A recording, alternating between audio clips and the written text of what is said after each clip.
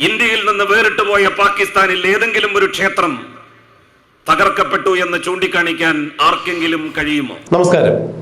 തൊട്ടു മുമ്പുള്ള വീഡിയോ ബഹുമാനപ്പെട്ട പ്രേക്ഷകർ ശ്രദ്ധിച്ചു കണ്ടുവല്ലോ. മുൻ മന്ത്രിയായ KT ജലീലിന്റെ പ്രസ്താവനയാണിത്. ഒരു മതത്തെ എങ്ങനെ മറ്റൊരു മതത്തോട് സ്പർദ്ധയുണ്ടാക്കുന്ന തരത്തിൽ സംസാരിക്കാൻ പറ്റും എന്നുള്ളതിന് KT ജലീലിനെ കണ്ടു പഠിക്കണം എന്നുള്ളതാണ് ഈ വീഡിയോ കാണുമ്പോൾ മനസ്സിലാകുന്നത്. ഇന്ത്യയിൽ നിന്നും വേറിട്ട് പോയ പാകിസ്ഥാനിൽ ഏതെങ്കിലും ന്യൂനപക്ഷങ്ങളുടെ ആരാധനാലയങ്ങൾ തകർത്തതായി നിങ്ങൾക്ക് ആർക്കെങ്കിലും ചൂണ്ടിക്കാണിക്കാമോ എന്നാണ് മന്ത്രിയായിരുന്ന KT ജലീൽ ചോദിക്കുന്നത്. തീർച്ചയായും ജലീലെ, അതിന് ഒരു ഉദാഹരണമല്ല, 100 ഉദാഹരണങ്ങൾ ചൂണ്ടിക്കാണിക്കാൻ സാധിക്കും. ഇന്ന് ലോകം 2024 എത്തി നിൽക്കുന്നു. അധികമൊന്നും പുറകോട്ട് പോകേണ്ടതിന്റെ ആവശ്യമില്ല. 2023 പാകിസ്ഥാനിൽ തകർക്കപ്പെട്ട ന്യൂനപക്ഷ ദേവാലയങ്ങളുടെ കണക്കുകൾ വേണമെങ്കിൽ ചുരുങ്ങി ഒന്ന് പറയാം. ഇപ്പോൾ ബഹുമാനപ്പെട്ട പ്രേക്ഷകർ ദൃശ്യങ്ങളിൽ കാണുന്നത് ഡെക്കാൻ ഹെറാൾഡ് എന്ന ഒരു പത്രത്തിന്റെ പേജാണ്. 2023 ജൂലൈ 15 പ്രസിദ്ധീകരിച്ച ഈ പത്രത്തിലാണ് 150 വർഷം പഴക്കമുള്ള ഒരു ക്ഷേത്രമാണ് അവിടെ തകർക്കപ്പെട്ടത്. എവിടെ? പാകിസ്ഥാനിൽ. 150 വർഷം പഴക്കമുള്ള ഈ ക്ഷേത്രം തകർത്തത് ബുൾഡോസർ ഉപയോഗിച്ചാണ്. ഹിന്ദു മതത്തിന്റെ ഒരു ആരാധന കേന്ദ്രം, അമ്പലം, ക്ഷേത്രം എന്നൊക്കെ വിശേഷിപ്പിക്കാവുന്ന ഒരു ആരാധന കേന്ദ്രമാണ് പാകിസ്ഥാൻ സർക്കാരിന്റെ പോലീസിനെ ഉപയോഗിച്ചുകൊണ്ട് തകർത്തത്. ഒരു കാരണവശാലും തീവ്രവാദികളല്ല അത് തകർത്തത് എന്നുള്ളതാണ് ഡെക്കാൻ ഹെറാൾഡ് എഴുതിയിരിക്കുന്നത്. 2023 ജൂലൈ 15 പ്രസിദ്ധീകരിച്ച ഡെക്കാൻ ഹെറാൾഡ് എന്ന പത്രം പറഞ്ഞിരിക്കുന്നത് പാകിസ്ഥാനിലെ ഒരു ഹിന്ദു ക്ഷേത്രം പാകിസ്ഥാൻ സർക്കാരിന്റെ പോലീസിനെ ഉപയോഗിച്ചുകൊണ്ട് മറ്റു സംവിധാനങ്ങൾ, മറ്റു സന്നാഹങ്ങൾ ഉപയോഗിച്ചുകൊണ്ട് ബുൾഡോസർ ഉപയോഗിച്ച് തകർത്തിരിക്കുന്നു എന്ന് തന്നെയാണ്. അതിന്റെ ചിത്രങ്ങളും ഡെക്കാൻ ഹെറാൾഡ് പുറത്തുവിട്ടിട്ടുണ്ട്. 2023 ജൂലൈ 15 ഡെക്കാൻ ഹെറാൾഡ് ഒരുപക്ഷെ ജലീൽ വായിച്ചിട്ടുണ്ടോ എന്നറിയില്ല, കണ്ടിട്ടുണ്ടോ എന്നറിയില്ല. പക്ഷേ ജലീലിനെ സംബന്ധിച്ചിടത്തോളം ജലീൽ ഇതെല്ലാം കണ്ടിരിക്കേണ്ടത് തന്നെയാണ്. കാരണം ജലീലിന്റെ മന്ത്രിപ്പണി പോയതിനു ശേഷം അദ്ദേഹം ചെയ്യുന്ന പ്രധാന പരിപാടി ഇപ്പോൾ FB പേജിൽ പോസ്റ്റ് ഇട്ടുകൊണ്ടിരിക്കുക എന്നുള്ളതാണ് ജലീൽ ചെയ്യുന്ന ഒരു കലാപരിപാടി. മതവിദ്വേഷം പരത്തുന്ന രീതിയിൽ തന്നെയാണ് പലപ്പോഴും ജലീലിന്റെ കുറിപ്പുകൾ വരാറുള്ളത് എന്നുള്ളത് കേരളത്തിലെ പ്രബുദ്ധരായിട്ടുള്ള എല്ലാ ആളുകൾക്കും അറിയാം. ഒന്നാം പിണറായി വിജയൻ സർക്കാരിൽ മന്ത്രിയായിരുന്ന KT ജലീലിന് മന്ത്രിപ്പണി ഉപേക്ഷിച്ച് പുറത്തു പോകേണ്ടി വന്നത് ലോകായുക്തയുടെ ഒരു വിധിയെ തുടർന്നായിരുന്നു. മാത്രവുമല്ല, KT ജലീലിന്റെ പൂർവ്വകാലം പരിശോധിക്കുകയാണെങ്കിൽ ഇന്ത്യയിൽ നിരോധിക്കപ്പെട്ട ഒരു സംഘടനയുടെ പ്രമുഖ പ്രവർത്തകൻ തന്നെയായിരുന്നു KT ജലീൽ. പിന്നീട് അദ്ദേഹം പല രാഷ്ട്രീയങ്ങൾ മാറി കളിച്ച് ഇപ്പോൾ ഇടതുപക്ഷ ജനാധിപത്യ മുന്നണിയിൽ ചേക്കേറിയിരിക്കുന്നു. അങ്ങനെയാണ് ഒന്നാം പിണറായി വിജയൻ സർക്കാരിൽ അദ്ദേഹം മന്ത്രിയായി എത്തുന്നതും. എന്നാൽ ലോകായുക്തയുടെ ഒരു വിധിയെ തുടർന്ന് അദ്ദേഹത്തിന് മന്ത്രിപ്പണി ഉപേക്ഷിച്ച് പുറത്തു പോകേണ്ടി വന്നു എന്നുള്ളതും കേരള ചരിത്രത്തിൽ അടയാളപ്പെടുത്തിയിരിക്കുന്ന കാര്യം തന്നെയാണ്. ഇനി ജലീൽ പറഞ്ഞതിനോട് മറ്റൊരു ഉദാഹരണം കൂടി ചൂണ്ടിക്കാണിക്കാം. വിയോൺ എന്ന ഒരു പത്രത്തിന്റെ താളുകളാണ് ഇപ്പോൾ കാണിക്കുന്നത്.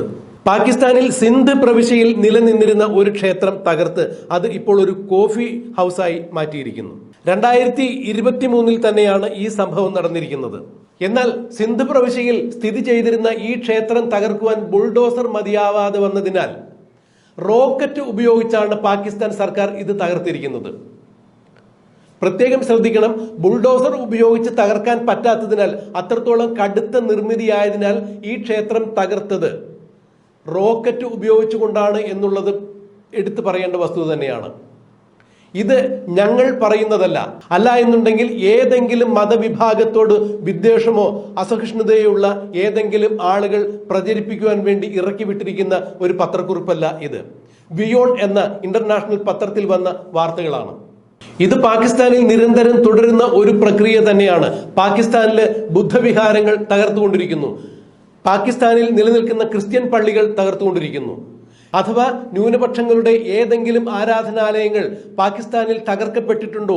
ഒരു ഉദാഹരണമെങ്കിലും ആർക്കെങ്കിലും ചൂണ്ടിക്കാണിക്കാൻ സാധിക്കുമോ എന്നാണ് KT ജലീൽ അതിഘോരം പ്രസംഗിക്കുന്നത്. ബഹുമാനപ്പെട്ട KT ജലീൽ, ഇതൊന്നും നിങ്ങൾ അറിഞ്ഞിട്ടില്ല എന്നുള്ളത് ഞങ്ങൾ വിശ്വസിക്കുന്നില്ല. കാരണം നിങ്ങൾ അത്യാവശ്യം വായനയും എഴുത്തും അറിയാവുന്ന ആൾ തന്നെയാണ്. അഭ്യസ്തവിദ്യനാണ് നിങ്ങൾ. കൃത്യമായ ലോകത്തിന്റെ ഗതിവിധികൾ നോക്കിക്കാണുന്ന ആൾ തന്നെയാണ് നിങ്ങൾ. കേവലം 10 വോട്ടിന് വേണ്ടി മതധ്രുവീകരണം ഉണ്ടാക്കുന്നതിന് വേണ്ടി തന്നെയാണ് നിങ്ങൾ ഇത്തരത്തിൽ സംസാരിക്കുന്നത് എന്നറിയാം. അതിന് നിങ്ങളുടെ പൂർവ്വകാല ചരിത്രം മാത്രം പരിശോധിച്ചാൽ മതി. ഇന്ത്യയിൽ നിരോധിക്കപ്പെട്ട ഒരു സംഘടനയുടെ പ്രവർത്തകനായിരുന്നു നിങ്ങൾ എന്ന് നിങ്ങൾ തന്നെ സമ്മതിച്ചിട്ടുണ്ട്. പിന്നീടാണ് നിങ്ങൾ പല പല രാഷ്ട്രീയ കക്ഷികളും മാറി ഇപ്പോൾ ഇടതുപക്ഷ ജനാധിപത്യ മുന്നണിയിൽ എത്തിയിരിക്കുന്നത്. എങ്ങനെയും സമൂഹത്തിൽ തെറ്റിദ്ധാരണയുണ്ടാക്കി 4 വോട്ടുകൾ നേടുവാൻ വേണ്ടി മാത്രമാണ് നിങ്ങളുടെ ഈ പ്രസ്താവന എന്നാണ് ഇപ്പോൾ ബഹുജനങ്ങൾ ചൂണ്ടിക്കാണിക്കുന്നത്, രാഷ്ട്രീയ നിരീക്ഷകർ ചൂണ്ടിക്കാണിക്കുന്നത്. അല്ല എന്നുണ്ടെങ്കിൽ സാമാന്യ ബുദ്ധിയുള്ള ആർക്കും ഗൂഗിളിൽ സെർച്ച് ചെയ്താൽ ഇത്തരം കാര്യങ്ങൾ അറിയാൻ സാധിക്കും. പിന്നെ എന്ത് അടിസ്ഥാനത്തിലാണ് പാകിസ്ഥാനിൽ ന്യൂനപക്ഷങ്ങൾക്ക് യാതൊരു തരത്തിലുള്ള ഭീഷണിയുമില്ല, ന്യൂനപക്ഷങ്ങളുടെ ദേവാലയങ്ങൾ, ആരാധനാലയങ്ങൾ തകർക്കപ്പെടുന്നില്ല എന്ന് താങ്കൾ പ്രസംഗിക്കുന്നത് എന്തടിസ്ഥാനത്തിലാണ്?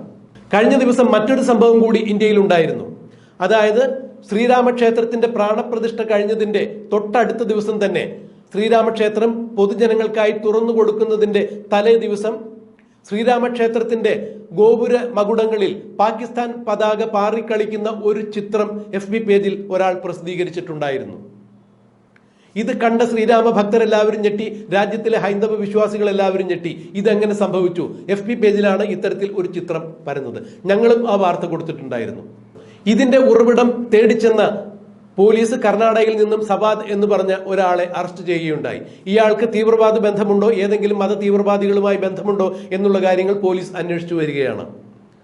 ഇത്തരത്തിൽ ഗുരുതരമായ പ്രശ്നങ്ങൾ ഭാരതത്തിൽ നടക്കുന്ന അവസരത്തിൽ തന്നെയാണ് ഇപ്പോൾ KT ജലീൽ പറയുന്നത്, ഇന്ത്യയിൽ ധാരാളം ന്യൂനപക്ഷങ്ങളുടെ ദേവാലയങ്ങൾ തകർക്കപ്പെടുന്നു അല്ലെങ്കിൽ ആക്രമിക്കപ്പെടുന്നു. പക്ഷേ പാകിസ്ഥാനിൽ നിങ്ങൾക്ക് ഇതുപോലെ എന്തെങ്കിലും ചൂണ്ടിക്കാണിക്കുവാൻ സാധിക്കുമോ? ഇന്ത്യയിൽ നിന്ന് വേറിട്ട് പോയ പാകിസ്ഥാനിൽ ഇത്തരം ഏതെങ്കിലും ഒരു സംഭവം, ന്യൂനപക്ഷങ്ങളുടെ ഏതെങ്കിലും ദേവാലയങ്ങൾ പാകിസ്ഥാനിൽ തകർന്നതായി നിങ്ങൾക്ക് ആർക്കെങ്കിലും ചൂണ്ടിക്കാണിക്കാൻ പറ്റുമോ എന്നാണ് ഒരു സദസ്സിനെ അഭിസംബോധന ചെയ്തുകൊണ്ട് പൊതുവേദിയിൽ നിന്നുകൊണ്ട് KT ജലീൽ ഇത്രത്തോളം കപടമായ കാര്യങ്ങൾ വിളിച്ചു പറയുന്നത്. ഗൂഗിളിൽ സെർച്ച് ചെയ്താൽ ബഹുമാനപ്പെട്ട പ്രേക്ഷകർക്ക് എല്ലാവർക്കും പാകിസ്ഥാനിൽ ന്യൂനപക്ഷങ്ങളുടെ ദേവാലയങ്ങൾ തകർക്കപ്പെട്ട വിവരങ്ങൾ കൃത്യമായി തന്നെ കിട്ടും. അത് അന്താരാഷ്ട്ര മാധ്യമങ്ങൾ, അതായത് ഡക്കാൻ ഹെറാൾഡ് പോലെ, ബിയോണ്ട് പോലുള്ള അന്താരാഷ്ട്ര മാധ്യമങ്ങൾ തത്സമയം അവർ വാർത്തയായി കൊടുത്തിട്ടുള്ളതാണ്, സചിത്ര ലേഖനമായി തന്നെ അച്ചടിച്ചു വന്നിട്ടുള്ളതാണ്. ഇത്തരം കാര്യങ്ങൾ മറച്ചു പിടിച്ചുകൊണ്ട് തന്നെയാണ് എങ്ങനെയും 4 വോട്ടുകൾ നേടുക എന്നുള്ള ഉദ്ദേശത്തോടുകൂടി കേരളത്തിലെ ഒരു മതവിഭാഗങ്ങളെ ഏത് വിധേനയും ഇളക്കി വിടുവാൻ വേണ്ടി KT ജലീൽ ഇത്തരത്തിലുള്ള ദുരുപദിഷ്ടമായ പ്രസ്താവനകൾ നടത്തുന്നത് എന്ന് എടുത്തു പറയാതെ വയ്യ. പാകിസ്ഥാനിൽ ഹൈന്ദവ ന്യൂനപക്ഷങ്ങൾക്കെതിരെ മാത്രമല്ല അവിടെ ആക്രമണങ്ങൾ നടക്കുന്നത്, ഹൈന്ദവരുടെ ദേവാലയങ്ങൾ മാത്രമല്ല തകർക്കുന്നത്, ബുദ്ധവിഹാരങ്ങൾ തകർക്കുന്നു, ക്രിസ്ത്യൻ പള്ളികൾ തകർക്കുന്നു. ന്യൂനപക്ഷങ്ങൾക്ക് പാകിസ്ഥാനിൽ, അതായത് പാകിസ്ഥാന്റെ ദേശീയ മതമായ മതത്തിൽ വിശ്വസിക്കാത്ത, ആ മതമല്ലാത്ത ആളുകൾക്ക്, ആ മതത്തിൽ വിശ്വസിക്കാത്ത ആളുകൾക്ക് യാതൊരു തരത്തിലും സ്വാതന്ത്ര്യമില്ലാത്ത അവസ്ഥ തന്നെയാണ് ഇന്ന് പാകിസ്ഥാനിലുള്ളത്. എന്നിട്ടും KT ജലീലിനെ പോലെ കേരളത്തിലെ മുൻ മന്ത്രിയായിരുന്ന ഒരാൾ ഇത്തരത്തിൽ സംസാരിക്കുന്നത് എന്തിന്റെ അടിസ്ഥാനത്തിലാണ് എന്നുള്ളത് ബഹുമാനപ്പെട്ട പ്രേക്ഷകർക്ക് മനസ്സിലാക്കാൻ സാധിക്കും. അരിയാഹാരം കഴിക്കുന്നവർക്ക് എല്ലാവർക്കും മനസ്സിലാക്കാൻ സാധിക്കും. ഇതിൽ മറ്റൊന്നുകൂടി KT ജലീൽ പറഞ്ഞു വെക്കുന്നുണ്ട്. പാകിസ്ഥാനിൽ ഒരു ന്യൂനപക്ഷത്തിന്റെയും ദേവാലയങ്ങൾ തകർക്കപ്പെടുന്നില്ല എന്ന് പറയുമ്പോൾ, ഇന്ത്യയിൽ അത് സംഭവിക്കുന്നു എന്ന് പറയുമ്പോൾ, ഇന്ത്യയേക്കാൾ മികച്ച രാജ്യമാണ് പാകിസ്ഥാൻ എന്ന് KT ജലീൽ താത്വികമായി സംസാരിക്കുകയാണ്. അല്ല എന്നുണ്ടെങ്കിൽ വരികൾക്കിടയിൽ അദ്ദേഹം ഒളിപ്പിച്ചു വയ്ക്കുന്നത് അത് തന്നെയാണ്. ഇന്ത്യയേക്കാൾ മികച്ച ക്രമസമാധാനം പുലരുന്ന രാജ്യം തന്നെയാണ് പാകിസ്ഥാൻ. അതുകൊണ്ട് അവിടെ ന്യൂനപക്ഷങ്ങളുടെ ആരാധനാലയങ്ങൾ തകർക്കപ്പെടുന്നില്ല എന്ന് തന്നെയാണ് അദ്ദേഹത്തിന്റെ പ്രസംഗത്തിന്റെ സാരാംശം. ഇത് ഇന്ത്യയെ അവഹേളിക്കുന്നതിന് തുല്യം തന്നെയാണ്. അദ്ദേഹം മുൻപൊരിക്കൽ കാശ്മീരിൽ പോയപ്പോൾ ഇന്ത്യയെയും കാശ്മീരിനെയും അവഹേളിക്കുന്ന തരത്തിൽ ഒരു പ്രസ്താവന ഇറക്കിയത് ബഹുമാനപ്പെട്ട പ്രേക്ഷകർ മറന്നിട്ടുണ്ടാകില്ല എന്ന് വിശ്വസിക്കുന്നു. KT ജലീൽ എക്കാലത്തും ഇത് തന്നെയാണ് തുടർന്നു വന്നുകൊണ്ടിരുന്ന ഒരു നയം. ഭൂരിപക്ഷ മതങ്ങൾ ഇന്ത്യയിലെ ന്യൂനപക്ഷ മതങ്ങളെ ആക്രമിക്കുന്നു, അല്ലെങ്കിൽ ഇന്ത്യയിലെ ന്യൂനപക്ഷ മതങ്ങൾക്ക് ജീവിക്കാൻ പറ്റാത്തത്ര സ്ഥിതിയിൽ ഇന്ത്യയിലെ ഭരണസ്ഥിതി വിശേഷം, അല്ലെങ്കിൽ ഇന്ത്യയിലെ ഫാസിസ്റ്റ് ചിന്താഗതിക്കാർ ബഹുഭൂരിപക്ഷം വരുന്ന മത വിശ്വാസികൾ ന്യൂനപക്ഷങ്ങൾക്കെതിരെ തിരിയുന്നു എന്നുള്ള തരത്തിൽ തന്നെയാണ് KT ജലീൽ ഇപ്പോഴും പ്രസംഗിച്ചു വരുന്നത്. എന്നാൽ വസ്തുതകൾ തികച്ചും വ്യത്യസ്തം തന്നെയാണ്. വസ്തുതകൾ മറച്ചു വെച്ചുകൊണ്ട്, അതായത് പാകിസ്ഥാനിൽ ന്യൂനപക്ഷങ്ങളുടെ ദേവാലയങ്ങൾ, അവിടെ ഹിന്ദു എന്നില്ല, ക്രിസ്ത്യൻ എന്നില്ല, അല്ലെങ്കിൽ ബൗദ്ധികർ എന്നില്ല, ഇവരുടെ എല്ലാവരുടെയും വിഹാരങ്ങളും ക്ഷേത്രങ്ങളും ആരാധനാലയങ്ങളും തകർന്നു വീഴുന്നു. പാകിസ്ഥാൻ സർക്കാർ അവരുടെ സന്നാഹങ്ങൾ ഉപയോഗിച്ചുകൊണ്ട് തന്നെ, പോലീസിനെ ഉപയോഗിച്ചുകൊണ്ട് മറ്റുള്ള ന്യൂനപക്ഷങ്ങളുടെ ആരാധനാലയങ്ങളും പള്ളികളും ദേവാലയങ്ങളും എല്ലാം തകർക്കുമ്പോൾ അത് മറച്ചു പിടിച്ചുകൊണ്ടാണ് ഇവിടെ കേരളത്തിൽ KT ജലീൽ ഇത്തരത്തിൽ പ്രസംഗിക്കുന്നത്. പാകിസ്ഥാനിൽ ഒരു ന്യൂനപക്ഷത്തിന്റെ ദേവാലയങ്ങൾ പോലും തകർക്കുന്നതായി നിങ്ങൾക്ക് ചൂണ്ടിക്കാണിക്കാൻ സാധിക്കുമോ എന്ന് ചോദിക്കുന്ന KT ജലീലിന്റെ കപടമുഖം ബഹുജനങ്ങൾ തിരിച്ചറിയണം എന്നുള്ള ഉദ്ദേശത്തോടു കൂടി മാത്രമാണ് ഈ വീഡിയോ ചെയ്തത്. ഒരു തരത്തിലും പൊതുപ്രവർത്തകർ ഇവിടെ ഒരു മതധ്രുവീകരണം ഉണ്ടാക്കുന്ന തരത്തിൽ പ്രസ്താവനകൾ ഇറക്കുവാൻ പാടില്ല, കപട പ്രചരണങ്ങൾ നടത്തുവാൻ പാടില്ല എന്ന നയം തന്നെയാണ് ക്രൈം ഓൺലൈൻ എന്ന മാധ്യമത്തിനുള്ളത്. ക്രൈം ഓൺലൈൻ ഏതെങ്കിലും ഒരു മതത്തെ ഇകഴ്ത്തി കാണിക്കുവാനോ ഏതെങ്കിലും ഒരു മതത്തെ പുകഴ്ത്തി കാണിക്കുവാനോ ഒരവസരവും വിനിയോഗിച്ചിട്ടില്ല. അത്തരം ഒരു ചിന്താഗതി ഞങ്ങൾക്കില്ല. മതേതരമായ നിലപാടുകൾ തന്നെയാണ് ഞങ്ങൾ എന്നും വെച്ചു പുലർത്തുന്നത്. പക്ഷേ മതേതര നിലപാടുകൾ തകർക്കുവാൻ വേണ്ടി ആരെങ്കിലും ഇത്തരത്തിൽ വിധ്വംസക പ്രവർത്തനങ്ങൾ നടത്തുന്ന രീതിയിൽ സംസാരിക്കുന്നുണ്ടെങ്കിൽ അത് ബഹുജനത്തിന്റെ മുന്നിൽ തുറന്നു കാണിക്കേണ്ടത് പ്രബുദ്ധതയുള്ള ഒരു മാധ്യമം എന്ന രീതിയിൽ ഞങ്ങളുടെ ഉത്തരവാദിത്വം തന്നെയാണ്, കടമയാണ്. അതുകൊണ്ട് തന്നെയാണ് ഇത്തരം പ്രസംഗങ്ങൾ ഞങ്ങൾ പൊതുജനങ്ങൾക്ക് മുമ്പിൽ വയ്ക്കുന്നത്. വസ്തുതാവിരുദ്ധമായി നടത്തുന്ന ഇത്തരം കാര്യങ്ങൾ തെളിവ് സഹിതം തുറന്നു കാണിക്കുവാൻ വേണ്ടി ഈ അവസരം ഉപയോഗിച്ചത്.